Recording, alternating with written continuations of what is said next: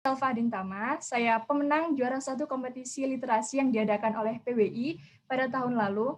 Dan tentunya di sini saya akan memandu jalannya acara pada pagi hari ini hingga nanti selesai. Alangkah baiknya acara pada pagi hari ini dimulai dengan doa. Untuk itu, doa dimulai menurut agama dan kepercayaan masing-masing. Berdoa dimulai.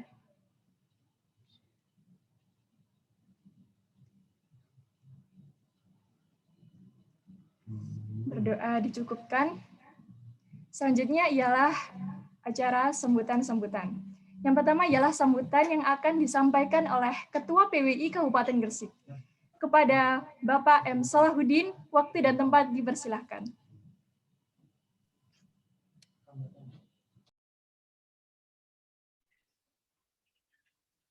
Terima kasih, Naura Zalfa. Ketemu kembali kita ya. Assalamualaikum warahmatullahi wabarakatuh. Selamat pagi semua, Pak Air, Senior Ketua PWI Jawa Timur yang kami hormati dan kami banggakan, Mas Aiman yang luar biasa, yang insya Allah sebentar lagi akan bergabung bersama kita. Pertama, atas nama PWI Gresik mengucapkan banyak terima kasih atas partisipasi adik-adik semua, terutama dari pelajar, kemudian rekan-rekan, mungkin ada juga dari guru, dan teman-teman dari komunitas lain yang belajar bareng Kak Aiman pagi hari ini. Kedua, kami mengucapkan juga terima kasih yang tak terhingga karena partisipasi dari lomba baca berita ini dari laporan panitia APN hampir mencapai 500. Sebetulnya mau kita undang semua, tapi karena kapasitas Zoom sangat terbatas, maka hanya beberapa orang yang bergabung bersama kita. Saya pikir itu selamat belajar bersama Kak Aiman, dan sekali lagi kami mengucapkan terima kasih buat Mas Ainur Rohim, Ketua PWI Jawa Timur. Selanjutnya kami mohon berkenan untuk memberikan arahan-arahan buat teman-teman PWI di Kabupaten Gresik. Assalamualaikum warahmatullahi wabarakatuh. Waalaikumsalam warahmatullahi wabarakatuh. Terima kasih Bapak atas sambutannya yang sangat luar biasa. Selanjutnya kita beralih ke sambutan yang kedua, yaitu akan disampaikan oleh Ketua PWI Jawa Timur. Kepada Bapak Ainur Rohim, waktu dan tempat dipersilahkan.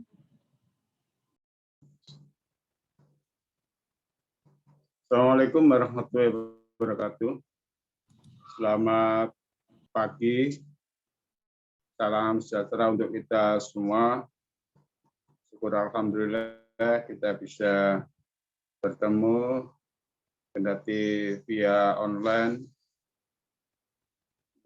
Zoom pada pagi hari ini pada kegiatan yang digelar oleh PWI Kabupaten Gresik. Salawat dan salam semoga terus terlimpahkan kepada Rasulullah Muhammad SAW. Mas Salahuddin atau Kang Hud, Ketua PWI Gresik, Pak Aiman Wicaksono, praktisi media dan komunikasi dari Jakarta, yang saya hormati dan saya banggakan, Bapak Ibu sekalian, saudara-saudari yang terlibat langsung dalam kegiatan Zoom pada pagi hari ini. Kegiatan ini yang digelar oleh PWI Gresik terkait dengan rangkaian Hari Pers Nasional 2021 sekaligus hari ulang tahun Persatuan Wartawan Indonesia PWI yang ke-75.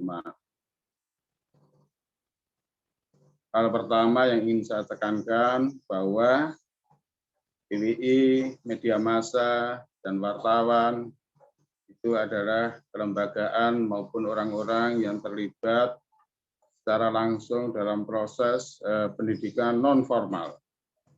Jadi pendidikan itu ada lewat jalur formal, ada lewat jalur informal. Media massa, wartawan, itu hakikatnya juga dalam tanda kutip sebagai guru yang memberikan pendidikan kepada masyarakat secara non-formal. Dengan cara apa media massa itu memberikan pendidikan kepada masyarakat? Dengan cara memproduksi dan mempublikasikan fenomena-fenomena yang terjadi di masyarakat, baik itu fenomena sosial, politik, ekonomi, olahraga, hukum, dan lain-lain, secara akurat dan bertanggung jawab lewat media massanya masing-masing. Hal itu penting untuk kita pahami secara bersama-sama di tengah maraknya media sosial.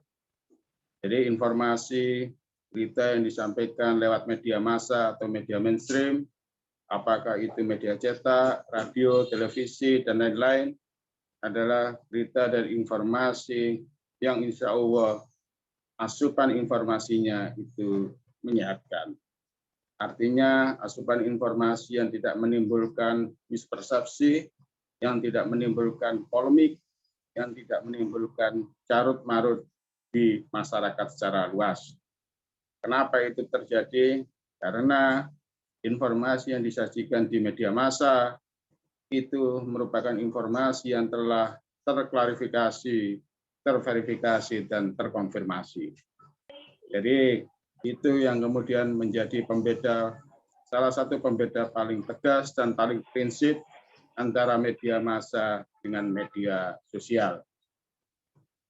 Karena itu, lewat forum ini saya atas nama PWI Jawa Timur menyampaikan banyak terima kasih kepada teman-teman PWI, pengurus, anggota PWI Kabupaten Gresik, dan semua pihak yang membantu kegiatan sharing ataupun dialog konstruktif pada pagi hari ini.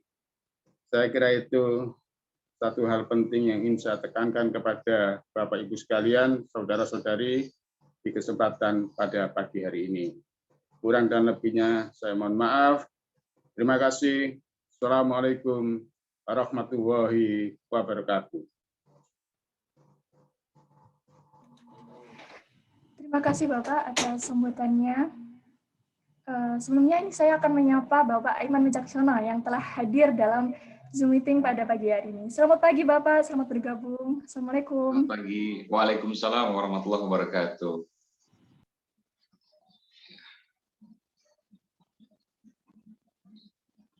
Iya, jelas terdengar suara saya, Mbak?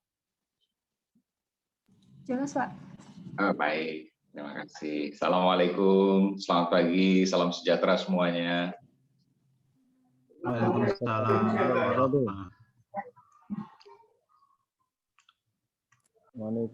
warahmatullahi wabarakatuh. Gimana nih teman-teman? Tentunya masih semangat dong. Habis ini kita akan langsung diskusi dengan pemateri kita yang sangat luar tentang jurnalistik. Nah, bicara mengenai jurnalistik, PWI Gresik telah mengadakan kompetisi baca berita Kabupaten Gresik tingkat SMP dan SMA. Yang tentunya sangat luar biasanya ini telah diikuti oleh lebih dari 500 peserta dan telah disaring menjadi 10 finalis, yaitu 5 dari kategori SMP dan 5 dari kategori SMA. Dari kategori SMP, yang pertama yaitu ada Evelyn Flowera dari SMPN 9 Gresik. Yang kedua ada Belvalina Chelsea, SMPN 2 Gresik. Yang ketiga, Keza Camela dari SMP Semen Gresik. Yang keempat ada Sarim Jeff Neva dari SMPN Negeri 1 Gresik. Yang kelima ada Zulfikar dari SMP Muhammadiyah 12 GKB. Selanjutnya dari kategori SMA, yang pertama ada Sadrina Pramesti dari SMAN 1 Kebomas. Yang kedua ada Irsyad Maulana dari SMA Negeri 1 Kebomas. Yang kedua ada Faradisa dari SMA Negeri 1 Cerme. Yang keempat ada Jasmine Keisha dari SMA Negeri 1 Gresik. Dan yang kelima ada Cindy Angeliza dari SMA NU 1 Gresik. Dan tentunya harapan dari PWI Gresik ini Dengan diadakan kompetisi baca berita se-Kabupaten Gresik tingkat SMP dan SMA dapat mengasah kemampuan dari teman-teman SMP dan SMA. Dan tentunya dari sertifikat yang didapatkan dari kompetisi ini dapat membantu teman-teman untuk seleksi di jenjang pendidikan yang berikutnya. Dan tentunya ada hal lain yang ingin dicapai oleh PWI, yaitu mendongkrak anak-anak teman-teman SMP untuk dapat membuat konten-konten yang bermanfaat.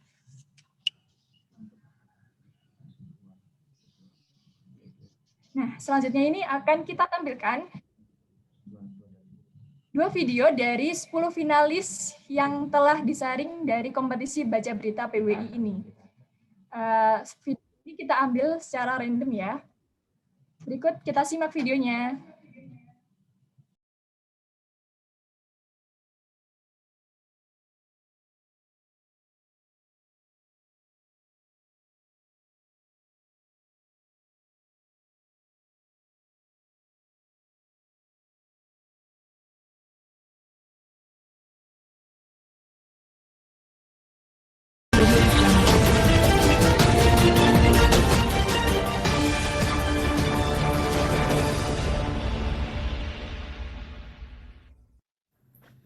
Assalamualaikum warahmatullahi wabarakatuh.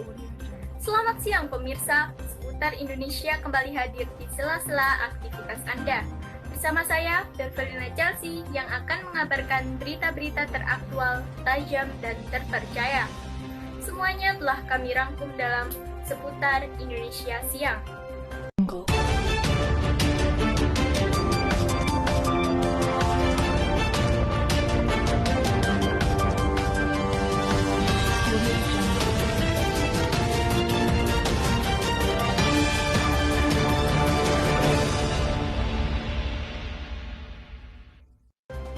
Sempat tertunda, 3.000 vaksin Sinovac akhirnya tiba di Gresik.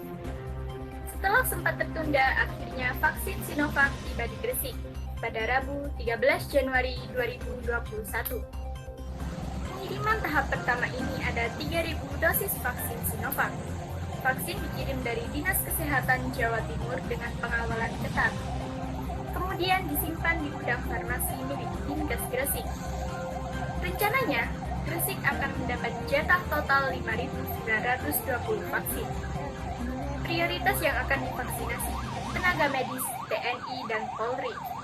Kata Wakil Bupati Gresik, Muhammad Qasim, usai melakukan serah terima vaksin tersebut. Diprioritaskan nakes dan berikutnya TNI Polri ya, baru nanti pejabat ketiga. Disebutkan ada 10 orang perwakilan yang divaksinasi pertama di Gresik, yakni pejabat Forkopimda, dilanjutkan tenaga medis di Dinkes, Kepala Dinkes, Ikatan Dokter, perawat, dan tokoh agama serta unsur MUI, NU, Muhammadiyah, dan LDII. Orang pertama yang akan divaksin sesuai dengan petunjuk dari Jakarta dan Jawa Timur. Ya, pertama rekan-rekan Forkopimda, ya, Pak Dandim, kemudian rekan-rekan nakes ya dari Dinas Kesehatan, mulai kepala dinasnya, ada ikatan dokternya, kemudian ada persatuan perawatnya, dan rekan-rekan tokoh-tokoh agama, ada dari unsur MUI, ada dari unsur NU, ada dari unsur Muhammadiyah, insya Allah LDI juga ada, ditambah lagi nanti dengan tokoh masyarakat yang lain ya. Pelaksanaannya besok pada hari Jumat, tanggal 15 Januari, tempatnya di Rumah Sakit Ibnu Sina. Alasan vaksinasi dilakukan di Ibnu Sina karena mengantisipasi jika ada hal-hal yang tidak diinginkan setelah proses vaksinasi. Karena di situ tempatnya tenaga kesehatan. Andai ada kejadian pasca vaksinasi bisa langsung ditangani oleh pihak rumah sakit, katanya. Berita tadi sekaligus menutup jumpa kita pada siang hari ini. Saya, Delvelina Chelsea, mengucapkan terima kasih dan sampai jumpa. Wassalamualaikum warahmatullahi wabarakatuh.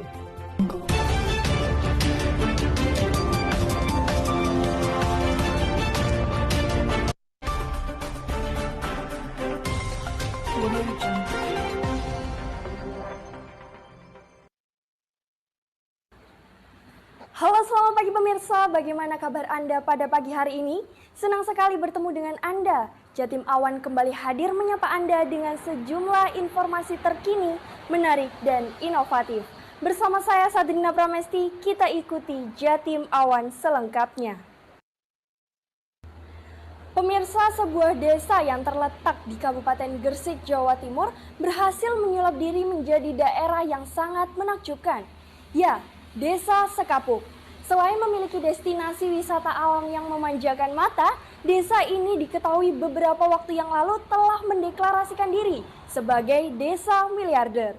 Berikut liputannya untuk Anda.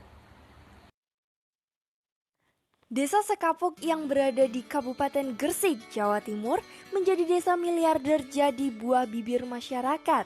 Padahal 3 tahun lalu, desa Sekapuk ini tercatat sebagai desa yang termiskin dan tertinggal di Kabupaten Gresik. Di tangan kepala desa yang baru, desa yang berpenduduk 6.000 jiwa ini bangkit dari keterpurukannya di tengah serangan pandemi COVID-19 dan menjadi desa miliarder. Desa bekas tambang ini disulap oleh Abdul Halim menjadi wisata yang sangat menarik. Dalam setahun saja, desa ini menghasilkan pendapatan 4 miliar rupiah. Oleh karena itu, desa ini disebut sebagai desa miliarder. Dana desa juga dipakai untuk membeli 56 unit sepeda listrik yang dipakai untuk disewakan kepada para wisatawan. 5 kendaraan operasional yang seharga ratusan juta dan 1 unit mobil ambulans standar COVID-19 kini menjadi milik desa. Terkait dengan pengadaan mobil mewah untuk operasional ini tidak dibeli dari anggaran desa, melainkan dibeli secara mandiri dari hasil pengelolaan badan usaha desa. Desa ini juga mempekerjakan kurang lebih sekitar 700 orang warga yang semula pengangguran menjadi wirausahawan. Kepala Desa Sekapuk Gresik juga berharap para perangkat desa tidak berpuas diri dulu karena pencapaian fantastis ini terus dijadikan motivasi untuk mensejahterakan seluruh warga setempat. Dari Gresik, Jawa Timur melaporkan. Pemirsa, informasi tadi sekaligus menutup kebersamaan kita dalam Jatim Awan. Saya Sadrina Pramesti mewakili tim dan seluruh kerabat kerja yang bertugas mengucapkan terima kasih atas kebersamaan Anda. Dan jangan lupa terapkan protokol kesehatan 3M, mencuci tangan, menjaga jarak, dan memakai masker. Ingat pesan Ibu, sampai jumpa.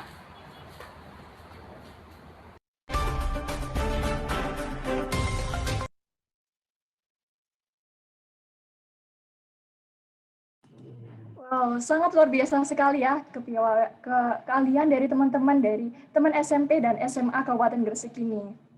Dan video tadi telah diambil dari finalis-finalis dari kompetisi baca berita yang telah diambil secara random. Nah, lanjut ke acara inti ya teman-teman. Berikut selanjutnya adalah pemaparan materi yang sangat menarik dan tentunya akan disampaikan oleh pemateri yang sangat luar biasa. Nah, sebelum kita mulai, saya akan membacakan sedikit CV dari beliau. Beliau adalah Bapak Aiman Wicaksono, STMSI. Beliau merupakan jurnalis handal dan pembawa berita dan dialog di Kompas TV. Beliau sebelumnya berkarya di RCTI sebagai reporter hingga produser eksekutif sekaligus penyiar. Kini beliau telah di Kompas TV sejak 2015 menjadi host program Aiman yang membahas secara mendalam dan membongkar misteri berbagai isu terkini di tengah masyarakat. Nah, langsung saja kita sambut Bapak Aiman. Ya, Assalamualaikum warahmatullahi wabarakatuh. Selamat pagi, salam sejahtera untuk kita semua. Terima kasih Mbak Moderator. Ini saya waktunya nggak terlalu panjang, nanti bisa ada tanya jawab juga, tapi saya nggak mau kasih slide karena terlalu teknis. Intinya bahwa saya ingin menyampaikan bahwa apa yang disampaikan oleh teman-teman tadi dipilih secara random ya, ini luar biasa. Saya pikir itu udah pekerja profesional. Jelas ya? Suara saya jelas terdengar ya? Jelas Bapak. Oke, baik. Jelas Pak, jelas. Baik, terima kasih. Ini luar biasa, ini seperti presenter asli, baik yang ada juga yang perempuan tadi dan pasti ada yang laki-laki juga ya nanti ya. itu luar biasa. Kalau udah didandani, di make up, lalu kemudian ada studio, ya itu mirip seperti stasiun televisi. Nah, yang ingin saya sampaikan, apa yang disampaikan udah baik, ya. Apa yang kemudian diberikan oleh para presenter ini keren. Cuma pertanyaannya, apakah para presenter tadi memahami apa yang disampaikan? Nah, itu menjadi penting. Karena kalau saya lihat tadi ada ekspresi-ekspresi yang memang tidak terlalu dirasakan di dalam batin. Jadi menyampaikan sesuatu itu harus kemudian dengan pemahaman. Ketika kemudian disampaikan dengan pemahaman, maka ekspresi itu akan keluar sendiri. Intonasi itu akan keluar sendiri. Tujuannya apa? Tujuannya adalah, kalau kita bicara kembali lagi ke fungsi komunikasi, adalah mempersuasi. Ada tujuan yang mau disampaikan, ada misi yang mau disampaikan di sana. Satu, misalnya soal penyampaian informasi yang diharapkan diterima oleh publik yang luas, dari yang kecil sampai yang besar, ya, dari yang muda sampai yang tua, dari yang pendidikannya rendah sampai yang pendidikannya tinggi. Ini semua harus menyerap informasi itu dengan sebaik-baiknya. Nah, caranya gimana? Caranya adalah bagaimana nanti itu ada panjang lagi nanti. Intinya bahwa setiap informasi yang disampaikan harus membumi dan mudah untuk dicerna. Lalu kemudian yang kedua, tujuannya apa? Misalnya kita punya ide, kita punya sebuah keinginan untuk mengubah pola budaya yang lebih baik. Nah, itu kan persuasi, mengajak. Lalu kemudian bagaimana caranya dengan berita itu bisa disampaikan? Nah, itu menjadi PR juga.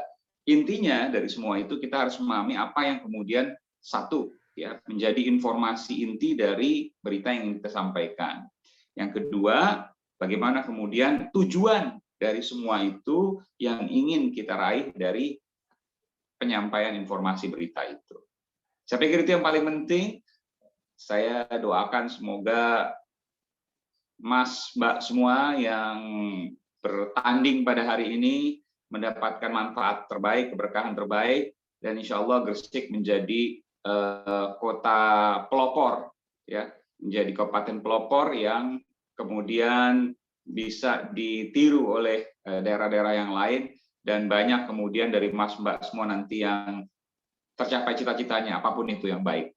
Terima kasih. Saya buka mungkin kesempatan untuk pertanyaan ya Mbak Moderator, betul ya? Iya Pak. Silakan kepada peserta. Silakan kalau ada pertanyaan. Bisa. Saya boleh tanya. Boleh, Mbak Feni ini ya. Ini bukan peserta tadi. Ini guru. Bukan peserta. Bukan peserta. Bisa boleh saya tanya sedikit, Mbak, latar belakangnya siapa, mungkin guru atau apa mungkin?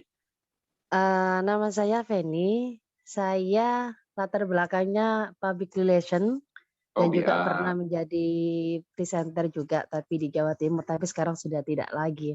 Ya. Yang mau saya tanyakan gini, Mas Aiman, terkadang kita mau mewawancara orang. Untuk mewawancara orang itu terkadang di tengah-tengah itu kita ngeblank. Apa yang mau kita sampaikan atau kita katakan kepada narasumber itu kadang kita ngeblank juga. Dan mau tanya yang kedua, bagaimana sih cara kita bisa menyatukan antara komunikasi dengan ekspresi. Terkadang ekspresinya terlalu lebay sehingga nggak enak untuk dilihat. Itu saja yang mau saya tanyakan. Terima kasih Mas Aiman. Terima kasih. Ada 2 pertanyaan dari Mbak Feni tadi. Bagaimana kemudian kalau tengah-tengah ngeblank? Jawabannya gampang. Ngeblank itu kan mikirin yang macam-macam. Mikirin kita harus sempurna. Mikirin nggak boleh salah. Ya akhirnya salah beneran. Jadi santai aja. Karena dalam komunikasi itu berlaku hukum alamiah itu indah. Nah jadi mengalir aja. Let it flow. Kalau salah ya memang manusia. Tempatnya salah. Yang penting yang dipupuk selalu adalah niat baik kita untuk menyampaikan informasi. Insya Allah mudah-mudahan dengan itu kemudian kita bisa lancar. Yang kedua, soal apa tadi? Apa Mbak? Dua tadi Mbak? Yang kedua soal ekspresi. Ekspresi ya. Iya, betul. Nah, ini aja udah mencerminkan dari yang pertama nih. Gimana nanti kalau ekspresinya lebay malah nggak enak. Nah ini nanti udah mikirin macam-macam. Padahal kita belum melakukan apa-apa. Jadi begini. Yang namanya ekspresi itu akan muncul sendiri sesuai dengan karakter kita. itu nggak dibuat-buat kok. Sekali lagi, alamiah itu indah. Kalau kita memahami apa yang menjadi isi dari apa yang ingin kita sampaikan, ya, berita dan lain sebagainya, ekspresi itu akan keluar sendiri. Ekspresi itu akan keluar sendiri dengan alamiah. Nah, kalau kita merasa ini agak kelebihan, ya kita bisa kita ngurangin. Tapi kadang-kadang nanti pada tahap tertentu itu nggak bisa dikurangin lagi. Kenapa? Memang udah karakter kita. Ya udah, nggak apa-apa. Percayalah, mau kita menganggap mungkin berlebihan, orang lain mungkin menganggap berlebihan, tapi kalau itu dilakukan alamiah akan indah-indah aja kok. Banyak kalau kita lihat dulu artis-artis yang ini lebay-lebay, tapi banyak kok yang senang sama dia. Karena memang dia bukan dibuat-buat, memang seperti itu. Yang penting jangan dibuat-buat. Kalau dibuat-buat, nah itu bukan alamiah. Tapi kalau alamiah, mau apapun indah. Jadi nggak usah mikirin yang lain, pikirin satu hal, niat baik yang ingin kita sampaikan untuk publik. Itu aja. Oke, Mas Aiman, terima kasih. Terima kasih Mbak Seni, semoga bermanfaat. Ada lagi mungkin? Saya 3 pertanyaan ya, cukup ya. Takut waktunya kelamaan nanti. Kasihan yang bertanding. ya, Mbak Nisa, ini nggak ada dari peserta nih. Kak, saya mau bertanya. Oke, Mbak Sandrina, silakan. Ya, jadi gini, kebetulan kan, perkenalkan, saya Sandrina Pramesti dari SMA Negeri 1 Gemas. Kebetulan juga saya peserta masuk 5 besar juga. Nah, kebetulan kan juga saya senang masuk ke dunia jurnalis nih. Dan juga terkadang saya juga menemui narasumber-narasumber yang nggak sesuai dengan kita. Kayak semisal ada beberapa narasumber yang kayak mengedownkan kita dengan bertanya balik kepada kita, dan tiba-tiba di situ itu kita nggak tahu jawabannya apa. Nah, kalau kayak gitu minta saran sama Kak Aiman. Kak Aiman, kalau semisal Ina lihat di TV-TV itu kan kayak misal ada narasumber yang bertanya balik ke kakak, itu kayak lebih santai, lebih tenang gitu. Gimana Kak cara tipsnya supaya kita menghadapinya bisa jawab dengan tenang, santai gitu. Terima kasih. Iya, terima kasih nih. Terima kasih Mbak Sandrina. Ini pengalaman luar biasa. Berarti ini udah masuk ke tahap selanjutnya nih, levelnya udah advance nih. Iya. Jadi udah mendapatkan dalam tanda kutip ya serangan balik dari narasumber. Nggak apa-apa, narasumber kan macam-macam juga. Kita harus menghormati. Pers, jurnalisme itu kan muncul karena apa? Karena tatanan demokrasi. Demokrasi apa? Semua punya hak yang sama untuk mencapai sesuatu. Bukan cuma wartawan yang merasa lebih tinggi, misalnya bisa nanya apapun. Kadang-kadang wartawan itu juga bisa dikritik oleh pihak luar, termasuk oleh narasumber juga. Jadi itu hal yang wajar. Dan jangan dijadikan itu sebagai serangan juga buat kita. Mungkin koreksi untuk kita nggak apa-apa. Karena di dalam demokrasi, kalau dalam bahasa kerennya, bahasa Inggris gitu ya, must not go unchecked. Jadi semua itu harus dicek. Termasuk wartawan, nggak bebas dari kritik. Jadi wajar, nggak ada masalah. Kita punya Dewan Pers misalnya yang menangani soal sengketa pers misalnya, kan ada macam-macam ya. Ini kemudian bisa menjadi sebuah kritik. Nah, bagaimana untuk hal itu tidak terjadi? Nggak bisa, karena tergantung narasumbernya. Lalu bagaimana ketika hal itu terjadi? Kuncinya cuma satu, ya membekali kita dengan pengetahuan, membekali diri kita dengan pengetahuan. Jadi kita, kalau kita mau wawancara, jangan kosong. Satu, isunya kita kuasai. Yang kedua, karakter narasumbernya kita harus tahu ini seperti apa. Jadi jenis pertanyaannya juga kita bisa menyesuaikan sedikit banyak ya, walaupun tidak harus juga berbeda antara satu narasumber dengan narasumber yang lain karena sifat egalitar atau kesamaan dari narasumber. Tapi kan kita bisa lihat dengan karakternya. Kita kan mau cari informasi nih, bukan mau ngajak berantem. Jadi ya kita bisa cari jalan tengah di situ, meskipun tanpa mengurangi kekritisan, ketajaman dan lain sebagainya. Yang ketiga ya tetap tenang, karena apa? Ya tadi dasar dari jurnalisme adalah niat baik untuk kebenaran. Jadi kalau seandainya niat baik untuk kebenaran itu udah 9 kebaikan itu. Satu kebaikannya apa? Penyampaian dengan baik gitu kan, kurang lebih begitu ya. Jadi kalau seandainya udah 9 kebaikan, nggak usah, tidak ada kekhawatiran, tidak ada ketakutan, karena niat baik yang kita sampaikan. Kecuali memang kita mewawancara dia untuk menjatuhkan dia, itu salah, dari niat awal sudah salah. Tapi kalau niat awal sudah baik, untuk kebaikan, mencari informasi, dan menguji informasi, begitu kan nggak mencari doang, karena menguji informasi. Lalu ketika ada terjadi sesuatu, nggak usah khawatir, toh kita sudah di jalan kebenaran, di jalan kebaikan. Soal nanti ada kesalahan, kita koreksi, karena tidak mungkin juga kita merasa bahwa ada di jalan kebenaran, tapi kita 100% benar, kan tidak. Gitu. Jadi tetap tenang, tetap semangat, lanjutkan. Oke, terima kasih ya, Kak. Ya, saya boleh bertanya? Saya boleh bertanya, Pak? Ya, saya perkenalkan Bapak Aiman, saya Irsad Maulana, saya adalah finalis, salah satu finalis dan serta dalam lomba baca berita ini. SMA, saya juga ya? penggemar berat Bapak, SMA. Saya juga penggemar berat Bapak. Saya selalu menonton acara Aiman di Kompas TV, di mana Bapak selalu berdiri di tengah dua kubu yang berbeda, mencari informasi dari satu versi ke versi lainnya. Pertanyaannya Bapak, bagaimana Bapak bisa mempertahankan posisi Bapak tetap di tengah, dalam artian menjaga netralitas? Karena kalau saya sendiri, hati nuraninya pasti akan memihak satu versi yang menurut saya benar. Tapi saya tahu kalau jurnalis itu harus profesional dan tetap menjaga netralitas. Saya rasanya itu. Ya. Terima kasih. Saya koreksi dikit ya, yang menyunjung netralitas mungkin TNI Polri, tapi bukan jurnalis. Jurnalis itu independen bahasanya, bukan netral ya.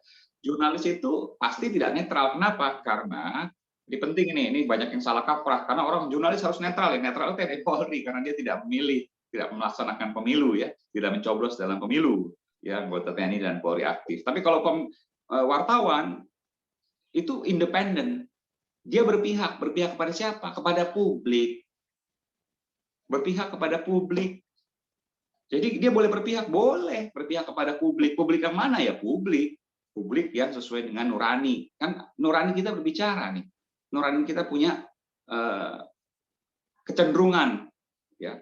Itulah yang diikuti. Nah, pertanyaan sekarang, bagaimana memelihara independensi ya, bukan netralitas, tapi saya ganti katanya independensi, merdeka, independen, boleh kemana sesuai dengan nurani dan kepentingan untuk publik. Itulah elemen jurnalisme. Bagaimana memperhatikan, bagaimana mempertahankan independensi? Gampang. Kita jurnalis ini tidak pernah berpihak kepada orang per orang, tapi kita berpihak kepada siapa? Kepada nilai. Nah, itu yang menjadi kunci. Nilai apa? Ya nilai-nilai kesepakatan. Kalau di sebuah daerah misalnya adat istiadat, dasar dari semua itu nilai-nilai agama. Ya. Itulah kemudian yang kita pegang. Nilai-nilai itu. Kesepakatan itu apa? Undang-undang. Ya. Undang-undang dasar. Ya kalau dari sisi sistem perundang-undangan yang paling tinggi. Pancasila. Itu kan kesepakatan yang harus kita jaga. Nah, itulah yang kemudian menjadi nilai yang terinternalisasi ke dalam diri seorang jurnalis. Dan dari situlah kemudian menjadi dasar untuk kita kemudian bisa melangkah dalam pekerjaan kita. Jadi bukan membela orang per orang, tapi membela nilai. Dasar dari semua itu ya tidak boleh bertentangan dengan agama. Begitu. Bung Irsad, terima kasih ya. Ini luar biasa. Terus semangat. Apa yang kemudian disampaikan menjadi manfaat. Dan ingat loh, ini presenter ini jangan sampai, ini saya mau pesan terakhir ya sebelum saya tutup ini. Presenter ini ketika menyampaikan informasi, jangan menyampaikan informasi bohong. Kenapa? Kalau kita bohong sama satu teman kita, dosanya cuma satu. Tapi kita bohong, ya menyampaikan informasi bohong di layar, dosanya jutaan orang. Kalau dia percaya, dia sebarkan lagi, ikut kaliin lagi. Kalau itu kemudian bisa menjadi mudorot, ya kejelekan, menjadi dosa jariah, walaupun kita sudah meninggal. Terus ngalir dosanya, nauzubillah. Jangan, jadi itulah yang kemudian harus kita pegang. Jangan sampai menyebarkan berita bohong, jangan sampai ikut menyampaikan berita bohong. Kalau seandainya terlanjur karena manusia punya kesalahan, langsung koreksi dan sampaikan bahwa tadi yang disampaikan adalah salah, itu berita yang kemudian menjadi kami koreksi karena kesalahannya, dan berita yang benar ini. Ya, langsung segera harus koreksi. Walaupun misalnya jedanya 1 hari, 2 hari, seminggu, sebulan, setahun, tetap harus dikoreksi. Kalau memang tahu itu adalah berita bohong. gitu. Jadi jangan sampai kemudian menyesatkan orang dengan berita-berita bohong. Karena bahaya sekali kalau satu orang lain hanya satu. Tapi kalau satu orang presenter ke TV misalnya itu jutaan orang bahkan ditonton di media sosial, luar biasa. Baik, terima kasih. Ini katanya ini ya Kopiah Gresik ya. Ini luar biasa memang. Ini kalau tulisannya memang buatan Gresik nih. Terima kasih menggunakan ini. Karena saya senang selalu saya gunakan juga ya ketika saya beraktivitas, terutama ketika lalu apa yang kemudian saya sampaikan di kesempatan ini adalah tetap semangat, tetap menginspirasi, dan juga memberikan manfaat bagi masyarakat banyak. Terima kasih untuk semua, sehat, terakhir, Mas, semangat, dan juga bisa memberikan berkah bagi banyak orang. Oke? Saya tutup dulu. Terakhir. Ada tambahan pertanyaan lagi dari peserta. Baik, terakhir ya. Oke. Terakhir. Boleh, Mbak Moderator? Terakhir ya. Ya, Pak. Ini ada titipan dari peserta, pertanyaan mengenai bagaimana sih cara menghilangkan insecure saat menjadi presenter, Pak. Biasanya kan kalau... Iya, tadi pertanyaannya sama itu, insecure. Kan yang biasanya soal harus langsing atau bagaimana? Ya, Pak. Iya, sebenarnya pertanyaan sama. Insecure itu yang terputus tadi. Ya, kalau seandainya hilang tiba-tiba ngeblank gitu. Ya, intinya bahwa kita harus ada persiapan. Yang kedua, ya kita bermula dengan niat baik. Niat baiknya itu apa? Ya niat baik untuk memberikan informasi, niat baik untuk mempersuasi dengan hal-hal yang positif. Jadi dua hal itu. Nah, yang ketiga tentu dengan latihan. Jadi tiga itu, pengetahuan, niat baik, dan latihan. Mas, terakhir, Mas. Baik, Mas Hud, silakan. Ya, terima kasih Mas Aiman atas nama teman-teman PWI Gresik, mengucapkan banyak terima kasih atas waktunya di sela-sela. Oh, dari PWI Mas Hud ya? Ya. Salam Mas Hud, teman-teman PWI Gresik. Siap. Mas, ini kan adik-adik kita di SMP maupun SMA banyak mengembangkan media digital, baik lewat Instagram, YouTube, dan lain sebagainya. Nah, yang pertama kita ingin tips dari Mas Aiman bagaimana adik-adik baik di tingkat SMA maupun SMP ini bisa mengembangkan semacam TV-TV komunitas. Kalau lihat penampilan mereka ini kan sudah luar biasa ini. Kayak Mas Aiman tadi bilang sudah kayak beneran, kayak di studio. Saya juga melihat juga, wah ini luar biasa. Nah, ini kan perlu di-up lagi bagaimana misalnya adik Sadrina tadi mengembangkan televisi di sekolahnya. Kemudian yang mana lagi mengembangkan di sekolahnya. Sehingga kita memimpikan bahwa nanti sekolah-sekolah di Gresik ini menjadi pelopor seperti harapan Mas Aiman, punya kayak semacam TV-TV lokal yang bisa mengabarkan, memberitakan. Amin. Aktivitas di lingkungan masing-masing gitu, Mas. Jadi mungkin Mas Aiman punya tips selain harus semangat dan sebagainya. Yang kedua mungkin Mas Aiman terakhir sebelum tutup memberikan contoh tadi ekspresi. Kalau kita lihat Mas Aiman itu kan begitu tampil di televisi kan beda ketika tampil di Zoom, kelihatan santai, tapi ketika di TV itu kan tampil kayak garang gini kan. Jadi narasumber itu kayak kita ingat zamannya Bu Risma itu kan yang viral banget ketika wawancara soal Dispenduk Capil itu kan.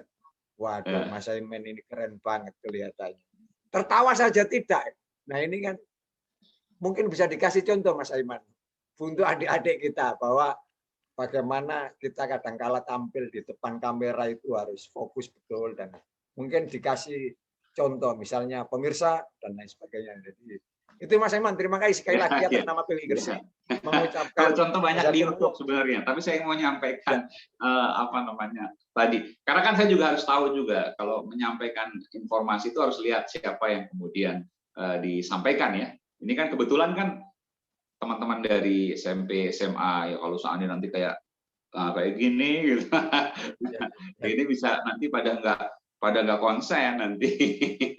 Jadi ini biasa disampaikan untuk menyampaikan materi gitu ya. Nah, tadi saya tertarik juga tuh Mas, bagaimana kemudian untuk membangun sebuah TV-TV komunitas. Nggak ada jalan lain, Mas, berkolaborasi. Kenapa? Karena dua hal butuhnya, Maksud. Yang pertama adalah wadah, yang kedua pelatihan. Nah, wadah ini kan harus ada studionya dan lain sebagainya. Mungkin bisa bekerja sama dengan Pemkab ya, pemerintah Kabupaten Gresik untuk itu. Jadi nanti seperti apa? Atau bisa juga mungkin bekerja sama dengan pihak-pihak kampus misalnya untuk itu. Nah, wadah itu bicara wadah. Nah, kemudian yang kedua pelatihan itu kemudian menjadi sebuah komunitas yang kemudian dilaksanakan secara berkala. Jadi dua hal itu menurut saya, wadah dan pelatihan itu yang wajib untuk mengembangkan itu. Soal nanti misalnya ada aktivitas komunitas yang lain itu tinggal bagaimana kreativitas dari teman-teman untuk menggandeng pihak ketiga yang bisa kemudian membangun TV komunitas. Kan banyak sekarang misalnya, kalau kan di Gresik tuh saya pernah beberapa kali kan banyak pesantren juga. Mungkin itu bisa kerjasama dengan pesantren-pesantren beberapa misalnya ya. Lalu kemudian membentuk TV komunitas di sana. Jadi kalau bicara komunitas kan memang tergantung dari kelompok komunitasnya.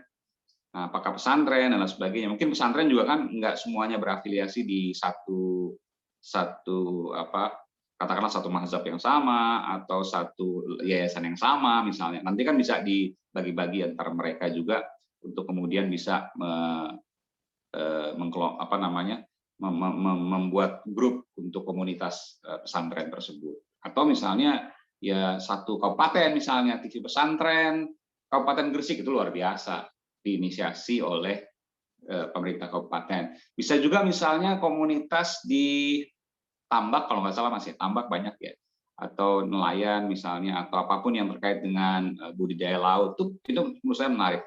Dan banyak orang-orang yang ini loh, banyak orang-orang yang berkepentingan di situ dan termasuk banyak orang-orang berpunya juga di nelayan itu luar biasa dan itu bisa dijadikan sebagai wadah. Saya yakin mereka mau kok untuk kemudian membangun TV komunitas untuk yang terkait dengan dunia mereka ya, yang nelayan misalnya, mencari ikan, tambak dan sebagainya untuk kemudian memberikan nilai tambah bagi komunitas mereka. Itu penting. Menarik sih. Kalau di daerah itu lebih gampang menurut saya karena kebutuhannya mereka kan lebih guyup ya kalau Jakarta kan udah masing-masing nih. Kalau di daerah kan lebih guyup ya, lebih mereka ayo buat ini ayo. Nah, udah. Nah, tinggal nanti bagaimana kemudian operasionalnya. Di situ kemudian ketika ada wadah bisa dijadikan sebagai tempat untuk pelatihan juga. Demikian Mas Hud, sehat selalu, mudah-mudahan apa yang diciptakan menjadi sebuah kenyataan dan bermanfaat, berkah bagi bangsa dan negara. Terima kasih. Mas, contohnya tadi Mas. Contohnya tadi Mas. Contoh tadi udah, kalau contoh banyak di YouTube. Ya, buka aja YouTube banyak termasuk Bu Risma. Contoh tuh harus ada informasi yang aslinya. Oke, Masud. Salam ya. Salam buat teman-teman semua, Bu moderator. Saya Liv. Sehat semua, berkah untuk semuanya. Assalamualaikum warahmatullahi wabarakatuh. Selamat siang. Sehat berkah selalu. Terima kasih. Salam sejahtera untuk kita. Terima kasih. Terima kasih, Pak. Waalaikumsalam warahmatullahi wabarakatuh. Ya, Mas Aiman.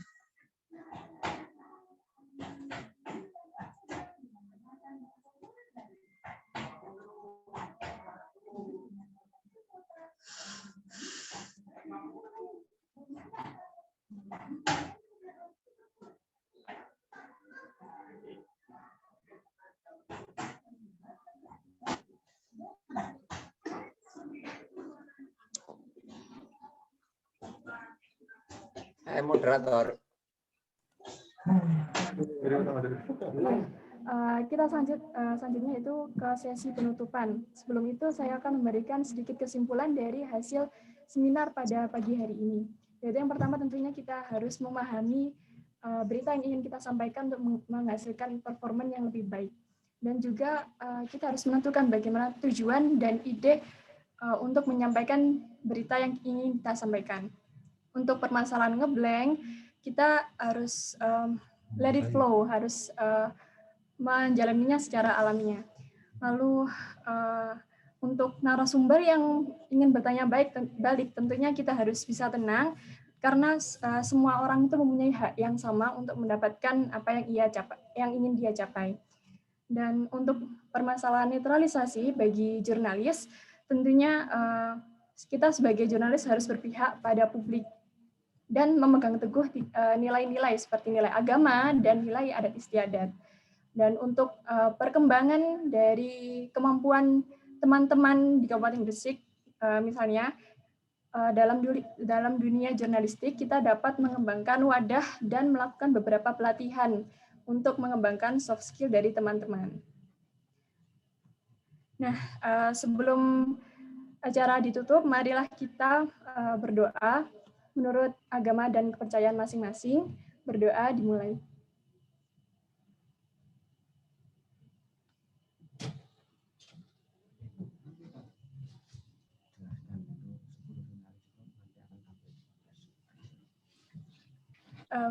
Berdoa dicukupkan, dan sedikit informasi dari teman-teman PWI ini bahwa finalis dari kompetisi baca berita yaitu 10 finalis dari 5 kategori SMP dan 5 kategori SMA yang nantinya akan tampil di podcast Bilik Suara yang akan dilaksanakan selama 2 hari. Dan untuk penutupan, terima kasih kepada teman-teman peserta, terima kasih juga kepada Bapak M. Salahuddin dan Bapak Ainur Rohim. Terima kasih Bapak. Langsung saja ini saya tutup dari seminar pada pagi hari ini. Wassalamualaikum warahmatullahi wabarakatuh. Waalaikumsalam warahmatullahi wabarakatuh. Warahmatullahi wabarakatuh.